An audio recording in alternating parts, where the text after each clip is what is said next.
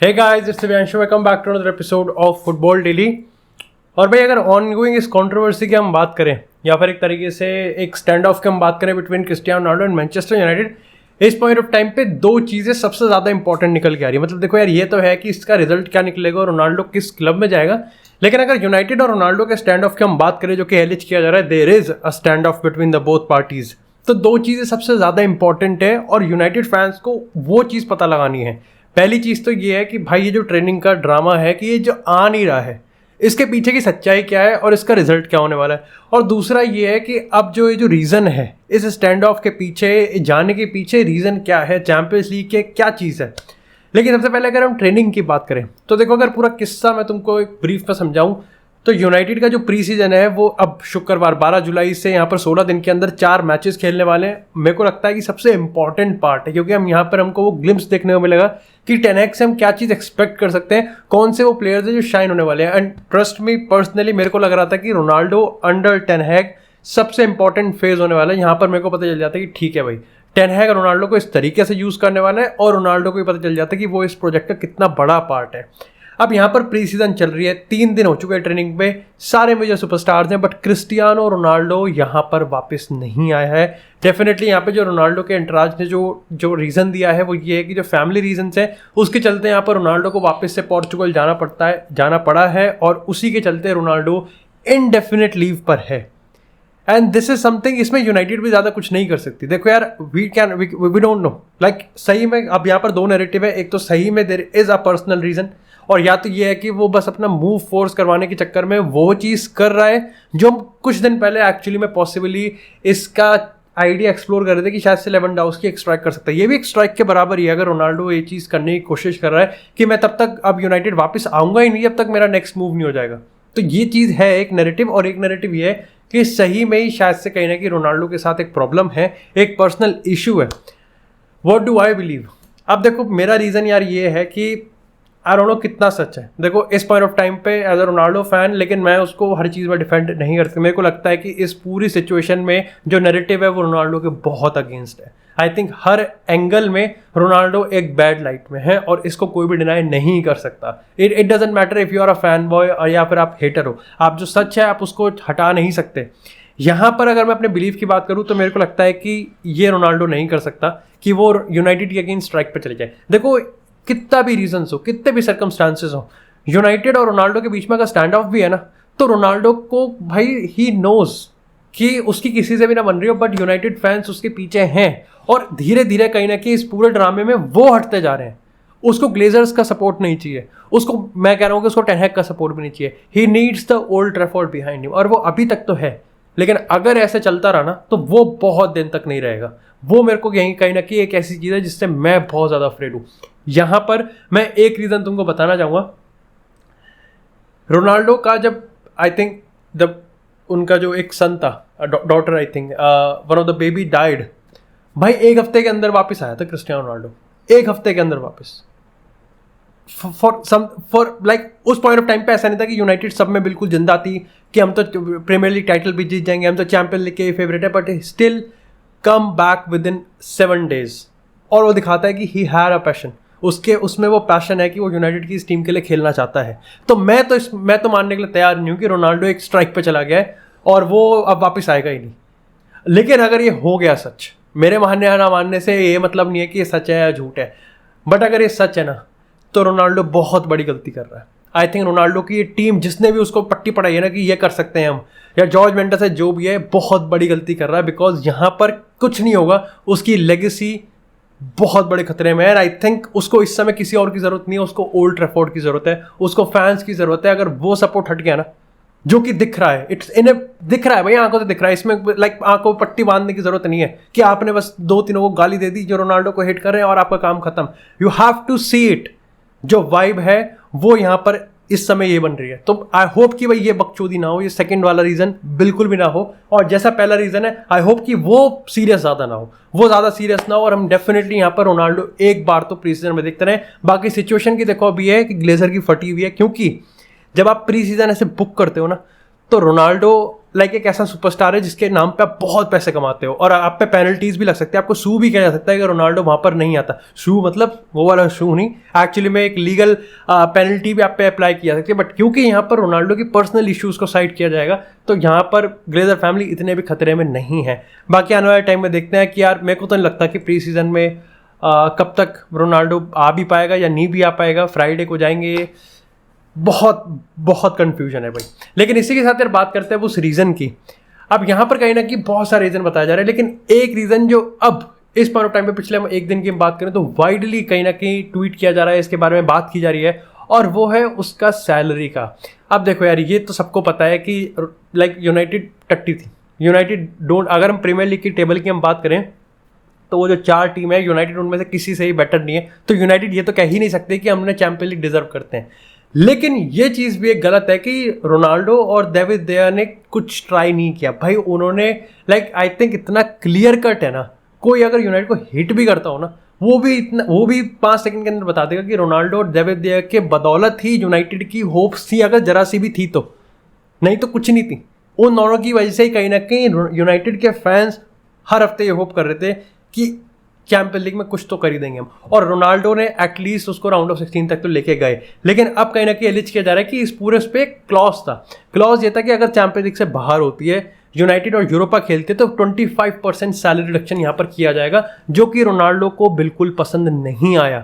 Ronaldo की जो salary है वो 480,000 यूरोज की है, जो कि अब कहीं ना कहीं नेक्स्ट सीजन सैलरी रिडक्शन के बाद 360,000 की हो जाएगी, और इसी के चलते वो काफ़ी ज़्यादा नाराज़ है।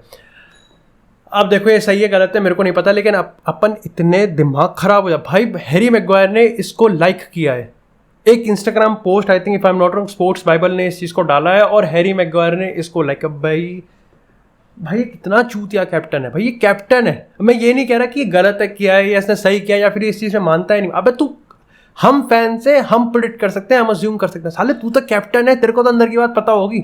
तू क्यों एक नैरेटिव बिठा रहा है? ऑलरेडी तू एक कैप्टन है मैनचेस्टर यूनाइटेड का, यू नो, सबको पता है कि रोनाल्डो और हैरी मैग्वायर की बिल्कुल भी नहीं बनती, बट स्टिल भाई तू कैप्टन है मैनचेस्टर यूनाइटेड का, you know, you should know. तू और एक बंदे को जो कि ऑलरेडी इतना पब्लिक क्रिटिसिज्म के अंदर है, तू उसको और धकेल रहा है। कहाँ है तेरा डेकोरम, कहाँ है भाई? इतनी मेच्योर हरकत करता है ना लौडू, मेरे को समझ में नहीं आता, बट क्या कर सकते हैं यार। मतलब वो छूतिया भाई, इतना बैकलैश मिल रहा है हैरी मैग्वायर को। अगेन यहाँ पे भी 2 लोग बट गए हैं। कुछ लोग जैसे कि वो कहते हैं कि हैरी मैग्वायर चूतिया है, जैसे मैं मानता हूँ, लेकिन कुछ लोग कहते हैं कि ये फैंस चूतिया हैं जो हैरी मैग्वायर को चूतिया कहते हैं, क्योंकि वो अंधे हैं। क्योंकि रोनाल्डो एक तो प्री सीजन में टर्न अप नहीं कर रहा, तो उसको गाली देने की जगह ये हैरी मैग्वायर को गाली दे रहे हैं। चीज़ें इतनी कन्फ्यूजिंग हो गई है ना। बाकी यार ठीक है, इस पर तो देखते रहते हैं क्या इस पर स्टोरी डेवलप्ड होगी। लेकिन इसी के साथ यार बात करते हैं थोड़ी सी ट्रांसफर अपडेट्स की। इस पर काफ़ी ज़्यादा टाइम ले लिया मैंने।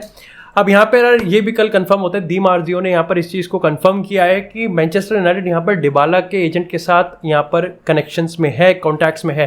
जो चीज़ अब तक इंटरनेशनल की डील लग रही थी, वो कहीं ना कहीं अब मैनचेस्टर यूनाइटेड की डील होती हुई दिख सकती है। मैंने यार कल के डेली एपिसोड में भी कहा था, ए प्लेयर, देखो डिबाला एक ऐसा प्लेयर नहीं है जो कि पूरे गेम को डोमिनेट करेगा। डिबाला इज लाइक कि केक के ऊपर जो चेरी होता है ना, वो वाला डिबाला काम कर सकता है, और वहाँ पर यूनाइटेड जा सकती है, but it all depends on Erik ten Hag. और जहाँ पर जो अभी तक के इंडिकेशंस आए हैं वो ये हैं कि टेन हैग का रिकमेंडेशन येस है। टेन हैग रिकमेंड करता है कि हम डिबाला को लेके आ सकते हैं, तो मेरे हिसाब से ये पीस ऑफ बिजनेस बिल्कुल बढ़िया होगा। हाउएवर जहाँ तक मेरे को लगता है कि ये भी चीज़ है कि एरिक टेन हैग एंटनी को नहीं ला पाया, तो कहीं ना कहीं डिबाला को लेके आ सकते हैं, क्योंकि नंबर 10 के रोल में कुछ ज़्यादा सेंस बनेगा नहीं, क्योंकि हमारे पास ऑलरेडी ब्रूनो है, एरिक्सन है, और फिर उस पर डिबाला को भी हम कंपटीशन में डालेंगे तो फिर कुछ हो जाएगी। यहाँ पर कहीं ना कहीं डिबाला का चांस है, लिमिटेड मिनट्स मिलेंगे लेकिन उसको पूरे मिनट्स मिलेंगे। और प्लस एक जो सबसे बड़ा कंसर्न जो मैंने कल भी उठाया था, आज भी उठा रहा हूँ, उसका इंजरी रिकॉर्ड पुअर है, और प्रीमियर लीग में इंटेंसिटी से गेम चलता है, तो यहाँ पर भी कहीं ना कहीं कन्फ्यूजन थोड़ा बना हुआ है। इसी के साथ अगर बात करें फ्रेंकी डियोंग की, जस्ट अभी वीडियो रिकॉर्ड करने से पहले, आई थिंक 15-20 मिनट पहले ही लेपोर्ता ने एक बार फिर अपने इंटरव्यू में कहा कि de Jong is not for sale. अब देखो यार, इसमें रॉकेट साइंस नहीं है। अगर डियोंग सेल पे नहीं है ना, तो तू 1 महीने तक भाई नेगोशिएट ना कर रहा होता। तो 1 महीने तक अगर बार्सिलोना नेगोशिएट करे ना, ये तो पक्की बात है कि लेपोर्ता गेम खेल रहा है, ठीक है। लेकिन इस डील में भी इतना कॉम्प्लिकेशन है ना, इतना दिमाग खराब कर रखा है इस डील ने भी, क्योंकि सबसे पहले तो देखो यार, तुम डियोंग आना नहीं चाह रहा यूनाइटेड में, ठीक है। डियोंग बार्सिलोना में रुकना चाह रहा है, फेयर इनफ। लेकिन अब वो लेपोर्ता कहता है कि अब तेरे को बार्सिलोना में रखना है तो तेरे को अपनी सैलरी रिड्यूस करनी पड़ेगी। जो सैलरी रिड्यूस वो क्यों करे? लेकिन अब मैं तुमको थोड़े से नंबर्स की हम बात बताऊं कि यहाँ पर सिचुएशन है क्या। तो देखो यार, करंटली अगर बार्सिलोना की फाइनेंशियल कंडीशंस की हम बात करें तो जब थी बहुत ख़राब, जब सैलरीज पे कट करना पड़ा, लोगों को अपनी सैलरीज को थोड़ा कम करना पड़ा, तो वहाँ पर डियोंग की सैलरी को काफ़ी रिड्यूस कर दिया गया था। आई थिंक 3 मिलियन कर दिया गया था एक साल के लिए, और फिर एक सीज़न 6 मिलियन कर दिया गया था। यानी कि अगर करंट स्टैंडर्ड्स की हम बात करें तो जो बैकलॉग है, यानी कि जितना पीछे चल रही है बार्सिलोना, उसको अगले सीज़न और फिर अगले सीज़न कहीं ना कहीं 18-19 मिलियन उसको पर सीज़न की सैलरी देनी पड़ेगी, जो कि बहुत होती है। अब ऐसे में सीज़न यहाँ पर ऐसे में जो ड्रामा यहाँ पर ये है, सीन ये क्रिएट हो चुका है कि जो डियोंग का एजेंट है ना, वो ये कह रहा है कि ठीक है, मतलब यूनाइटेड का तो चलो बाद में देखते हैं, पहले तुम सामने और तुम हमको ये बताओ कि अब तक जो तुम्हारा बैकलॉग था वो तुम पैसे हमको कब दे रहे हो। मतलब जो हमारे बनते हैं पिछले 2 सीजन के पैसे जो हमने नहीं लिए क्योंकि तुम्हारी इकोनॉमिक कंडीशन खराब थी, एटलीस्ट वो तो हमें दे दो। और यही चीज़ लेपोर्ता एक्चुअली में अवॉइड करना चाह रहा है, and this is the reason why उसने सैलरी रिड्यूस का यहाँ पर पॉइंट रखा था। तो एक तो डियोंग यूनाइटेड नहीं आना चाह रहा, तो यूनाइटेड वैसे ही अंधेरे में, ऊपर से बार्सिलोना अलग, लेपोर्ता अलग पब्लिक में गेम खेल रहा है, और ऊपर से उनमें आपस में भी नहीं बन रही। तो ये डील तो इतनी मुश्किल और कॉम्प्लिकेटेड लग रही है ना, बट कहीं ना कहीं वो ऑप्टिमिज्म है कि यूनाइटेड इस डील को कंप्लीट कर ही लेगी। अब कैसे करेगी ये हमें नहीं पता। लाइक इस पॉइंट ऑफ टाइम पे बार्सिलोना इतनी ज़्यादा अनप्रिडिक्टेबल है ना कि उनके साथ बिजनेस करना अपने आप में एक लाइक वो है कि अब पिटारे में से क्या निकलेगा। लेकिन इसी के साथ यार बात कर लेते हैं थोड़ी सी यूवेंटस की। तो भाई यूवेंटस यहाँ पर 2 प्लेयर्स लेके आ रही है, पहला है डी मरिया और दूसरा है यहाँ पर पॉल पोग्बा।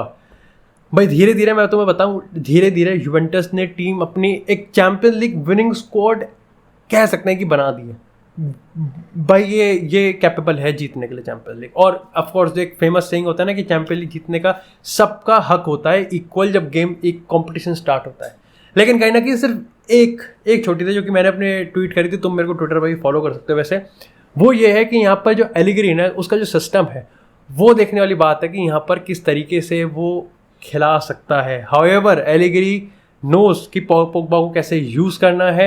यहाँ पर यूवेंटस लेके इसलिए आई है पोग्बा को क्योंकि दे बिलीव कि पोग्बा के जो बेस्ट ईयर थे, जो उसका बेस्ट टैलेंट था, वो यहाँ पर इस यूवेंटस के सिस्टम में, इस इटालियन फुटबॉल में निकला था, तो वो एक बार फिर से निकल सकता है। वहीं बात करेगा डी मरिया की, तो भाई डी मरिया ना एक हंटर है। डी मरिया एक ऐसा है जो लॉन्ग टर्म तो नहीं है लेकिन शॉर्ट टर्म में आपको वो एक पुश दे सकता है जो कि इस समय यूवेंटस को ज़रूरत है। क्योंकि देखो चिएसा अभी भी इंजर्ड है if I am not wrong, और मोर ओवर डिबाला भी यहाँ पर चला गया, तो दे नीड समवन जो कि गेम्स को क्लच कर सकता है। और ये एक बहुत ही अंडररेटेड स्टेटमेंट है कि डिबाला गेम्स को क्लच नहीं कर सकता, सॉरी डी मरिया गेम को क्लच नहीं कर सकता, वो बिल्कुल गेम्स को क्लच कर सकता है।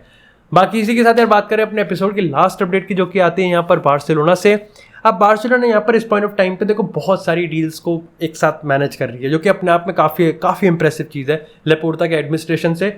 इस समय लेवेंडोव्स्की की डील के पीछे हैं, रफीनिया की डील के पीछे हैं, जोस कोंडे के पीछे वो हैं, एस्पिलिक्वेटा के पीछे वो हैं, क्रिस्टेंसन है, मतलब क्रिस्टेंसन कैसी को रजिस्टर करवाना है। उसके बाद यहाँ पर बर्नार्डो सिल्वा आता है। अब सबसे पहले अगर हम बात करें लेवेंडोव्स्की की, तो बार्सिलोना अभी भी अपना मेंटेन कर रही है कि जितने पैसा हमने दिया है वो हम यहाँ पर उस पर बढ़ा नहीं सकते। उन्होंने कहा कि बायर्न को 50 चाहिए, हम 50 देने के लिए तैयार हैं, लेकिन मैं 50 फिक्स नहीं दूंगा। 50 हो जाएगा लेकिन बोनस के तौर पे होगा, यानी कि 45-5 हो जाएगा या फिर 40+10 हो जाएगा। वहीं बायर्न को ये चीज़ 50 चाहिए, 50 प्लस कुछ, 50 प्लस कुछ। तो ऐसा कहीं ना कहीं बायर्न सिस्टम चाहती है।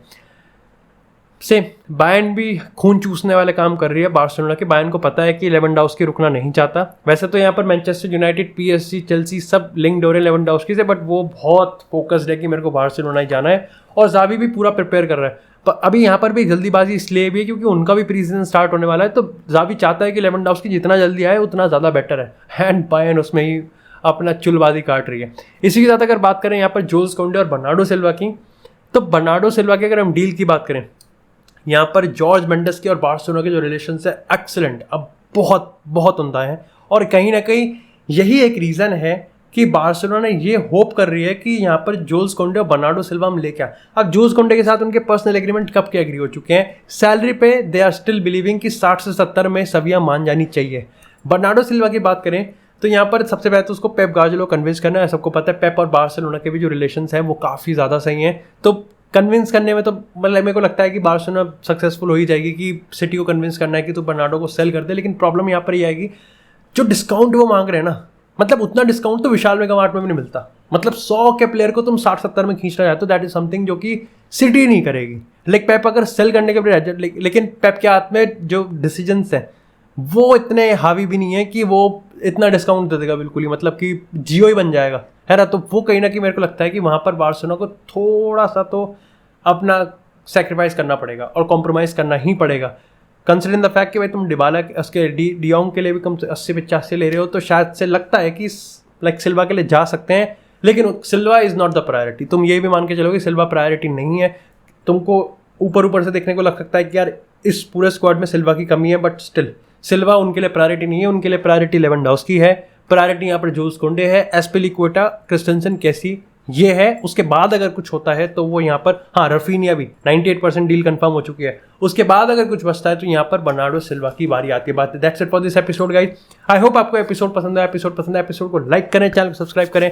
आपको इस तरह फुटबॉल से एक्सक्लूसिव कंटेंट और चाय मिलती रहेगी। तब तक के लिए stay tuned, stay safe and I will see you in the next episode.